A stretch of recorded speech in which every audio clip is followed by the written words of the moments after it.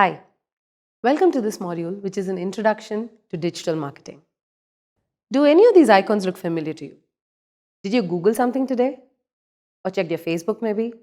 Did you see that funny video which went viral yesterday? Or did you read that tweet by that famous cricketer? If you did, then you're a part of the digital world, along with 3 billion other people, which is 40% of the world's population. Wow, that's a large number.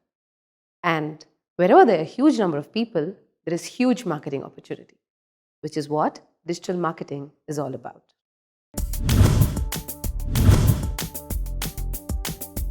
At the end of this video, you will be able to understand what digital marketing is, its scope, the channels, identify the need to go digital, why companies have to include digital marketing as part of their overall marketing strategy, and of course, the basic objectives of digital marketing, what it's used for.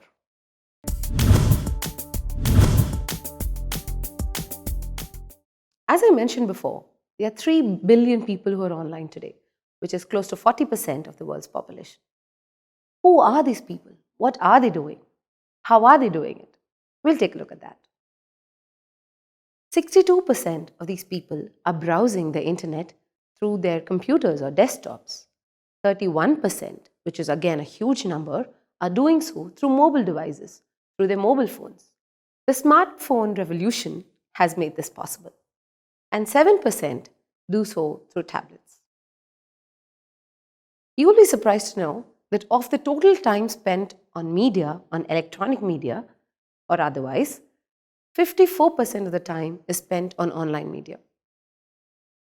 Of the 54% that people spend on online media, 28% is social marketing, which is in most cases Facebook.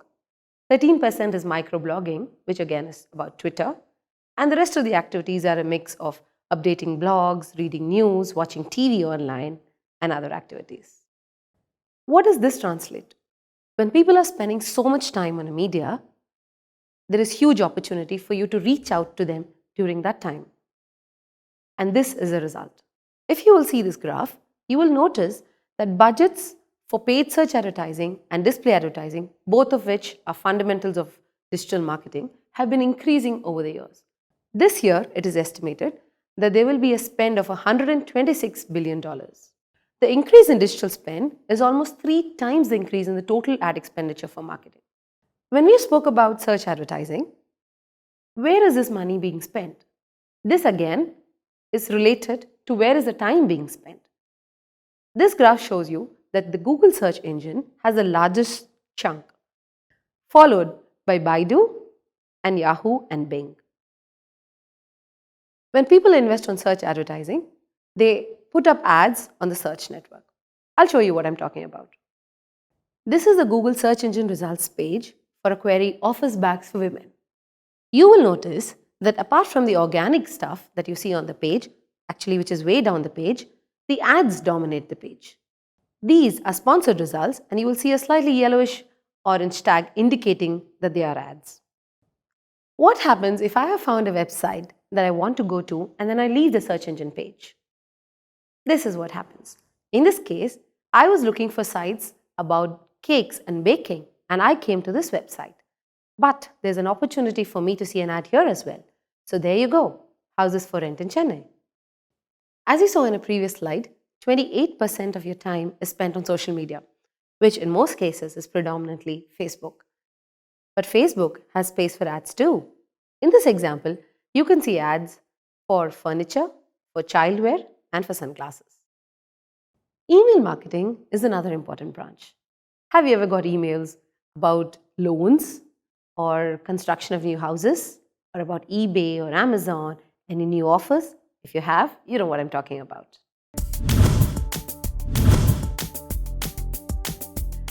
Why are 3 billion people online? What is this thing about digital media that is attracting everyone? Let's see that in detail. For a user, the digital media offers multiple channels and devices to do what they want to do. They have a wide range of sites, there's social media to connect with, to maintain relationships. There's cross-device integration. You can start on a desktop, go through a mobile, and end on your tab. There's also better decision making. There's huge number of choices. Want to buy a bag? There are 10 sites that will offer you one, with 5 sites probably offering you better discounts than what you can get at the store. And of course, they're easy to buy and return. They're going to come home and deliver it to you. And if you want to return it, in most cases, they're going to pick it up as well. And of course, with wallets and other payment gateways, buying online is easier than ever before. For a marketer, there are loads of reasons. Relevance. I want to compare this aspect to traditional advertising. If you are driving down a road and you see a hoarding about, let's say, jewelry, you may or may not be wanting to buy jewelry at that point. You may not have the money for it or may not be in the mood for it. But if you are looking online and say, want to buy earrings online or want to buy jewelry online, and you see ads that are relevant to you from a jewelry store, that has an extremely high degree of relevance as compared to the hoarding that you see on the road. Personalization. In a lot of cases, Google and Facebook and other sites that you use collect a lot of information about you, which is legal, but they can use this information to create a better advertising experience for you. You can even see emails where your name is highlighted. For example, I see emails that read, "Hello Jasmine, would you like a loan today?" Or you could see ads that could be based on your previous browsing history. If you've been shopping for diapers for your kid, you could see ads that say, maybe you should buy a new diaper bag again. Cost effectiveness is a big driver for digital marketing. Traditional media over time has become super expensive. Placing an ad in the newspaper or buying a hoarding for a month is a large outlay of money. Whereas digital marketing can probably start it off with 1/10 of that investment. The digital media is also an extremely measurable media. Going back to the example of the road and the hoarding, you may not have an exact count of how many people actually saw the ad on that hoarding. You will not know how many people went into your store because of that hoarding. And you will never know how many people bought that particular item because of what they saw on that particular road. Unless, of course, that was the only marketing media that you were using at that point of time. But digital media, you can track this to the very last click. You will know how many people came to your site, from where they came, what they saw on your site, and what they bought, what was the value of that purchase, and when they come back again, you can track that as well. Digital campaigns are extremely scalable campaigns. If I create a campaign for the US today, I can easily replicate it for India tomorrow. There's no permissions involved, there's no time involved. It's all done within a few clicks. How engaged can you be with the hoarding on the road? Can you talk to it? Can you change it? You can't. But you can be super engaged with an interactive ad that you see on a website. We will see examples later where you can actually make the ad work for you. You can make characters in the ads do different things by clicking your mouse around. That is engagement. What do I mean by a level playing field? If I were a small little business, obviously I will not have the monies involved to compete with a large player, a national player. But you can do so in digital marketing. You can actually decide where your ads will show, to how many people they will show, and if your ads are of high quality, you might actually end up paying lesser than the bigger players in your market. And of course, there is the ability to go viral. How many of your friends ever passed down a paper cutting to you and said, "Wow, look at this ad"? Not likely. But a lot of them must have shared a wonderful ad on their Facebook profiles. And that multiplies. That is free advertising. Let's look at the objectives of digital marketing. Driving sales and leads. This is direct response marketing, where your campaigns will get people to buy something from your website. In some cases, they may not want to buy something, but probably convert to a lead, where they will sign up for a quote or sign up for a subscription. If you're a small brand that nobody knows about, or if you're a huge brand but introducing a new product, a new addition to your product line, and you want to increase brand awareness, digital marketing is the answer.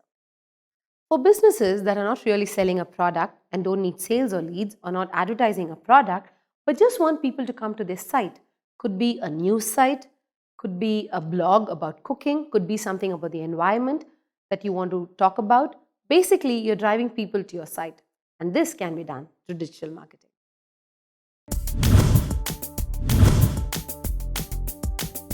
User behavior is an important factor in advertising. There is a difference between how it is treated in traditional media and digital media. Let's look at a few factors that matter in digital marketing. The first page of results.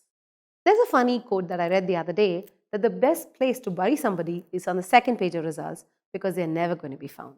If you are not on the first page of a search engine's results, nobody is ever going to click in and see your ads. So it's important to be in the midst of action, which is on the first page. The first fold is that part of the website that you see without scrolling down. Again, most people are not involved enough to scroll down, and therefore, if you want your message to be heard, it's important to be in the first fold.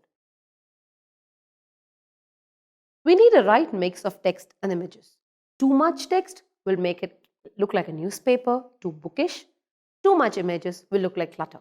In fact, there's a term called banner blindness where the brain is attuned to tuning out stuff which looks like too much of ads. So you need to have the right mix of text and images.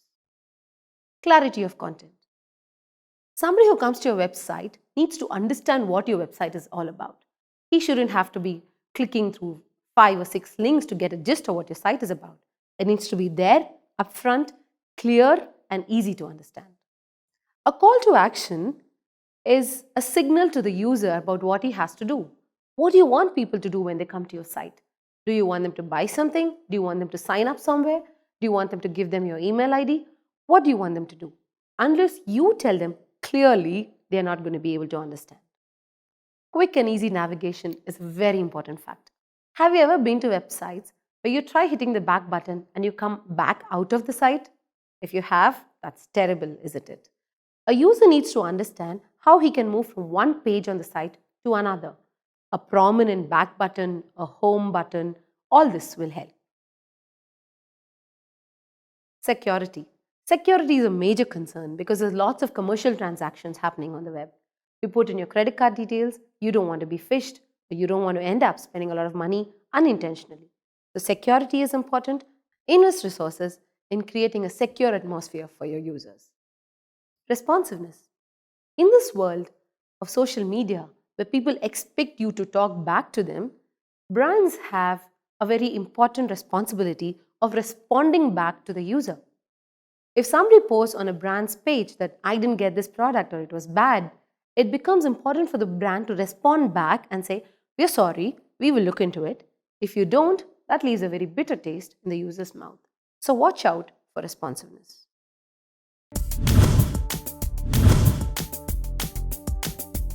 That brings us to the end of this module.